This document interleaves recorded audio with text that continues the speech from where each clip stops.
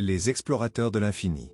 Dans un futur lointain, deux astronautes intrépides, Leila et Hugo, étaient à bord du Nova Stellar, un vaisseau spatial conçu pour explorer les confins de l'univers. Ils faisaient partie d'une mission spéciale de l'Alliance galactique visant à cartographier des planètes inconnues et à établir des contacts avec d'éventuelles civilisations extraterrestres.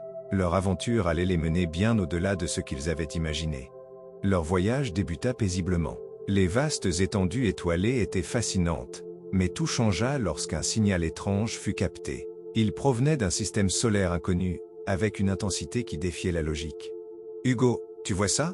Le signal est trop précis pour être naturel », s'exclama Leila en ajustant ses capteurs. « On dirait un appel à l'aide », répondit Hugo. « Prépare-toi à l'atterrissage. » Ils suivirent le signal jusqu'à une planète scintillante de 1000 couleurs, Calypsia, un monde où le sol brillait comme des diamants et où les montagnes semblaient faites de verre.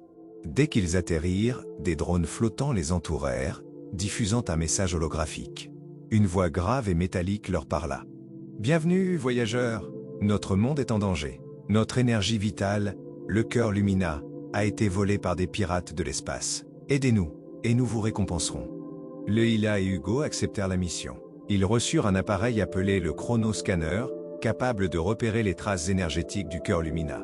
Guidés par cet outil, ils partirent à la recherche de l'artefact volé, mais leur quête les mena d'abord sur une autre planète, Ziron, un monde recouvert de végétation phosphorescente et habité par des créatures mi-animales, mi-plantes.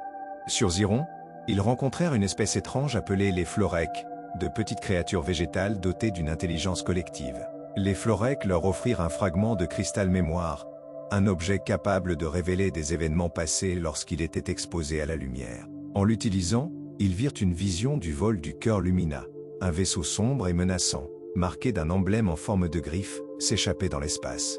Le chronoscanner indiqua leur prochaine destination, Tyrannix, une planète désertique où des tempêtes de sable pouvaient détruire n'importe quel appareil électronique. Leila et Hugo se protégèrent grâce à leur bouclier temporel, un gadget capable de figer les vents autour d'eux. Ils trouvèrent un ancien temple enterré dans le sable, gardé par des golems X, des robots anciens mais puissants. Pour avancer, ils devaient résoudre une énigme gravée sur le mur du temple. Ce qui est invisible mais lie toute chose. Qu'est-ce? Après réflexion, Hugo répondit. La gravité.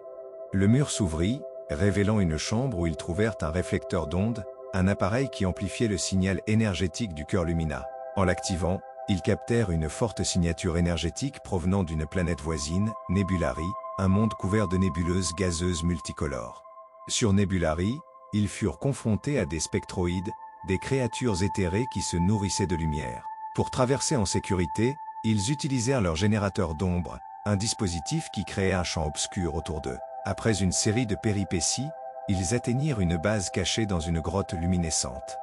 À l'intérieur, ils trouvèrent les pirates de l'espace, dirigés par le redoutable capitaine Krag, un extraterrestre massif avec une armure étincelante. Krag tenait le cœur Lumina, enfermé dans un conteneur blindé. « Vous êtes venus pour le cœur Lumina? Essayez de me le prendre. » rugit Krag.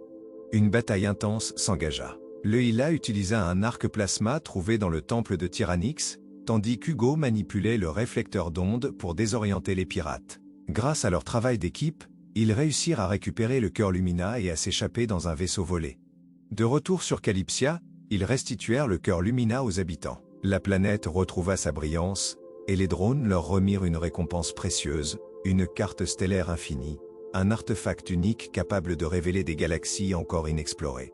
Avant de repartir, Hugo déclara « Nous avons appris que même dans les endroits les plus sombres de l'univers, la lumière de la coopération peut tout surmonter. » Leila ajouta « Et que chaque planète, aussi étrange soit-elle, a une beauté et une sagesse à offrir. » Le Nova Stellar reprit son voyage, laissant derrière lui des planètes sauvées et des habitants reconnaissants.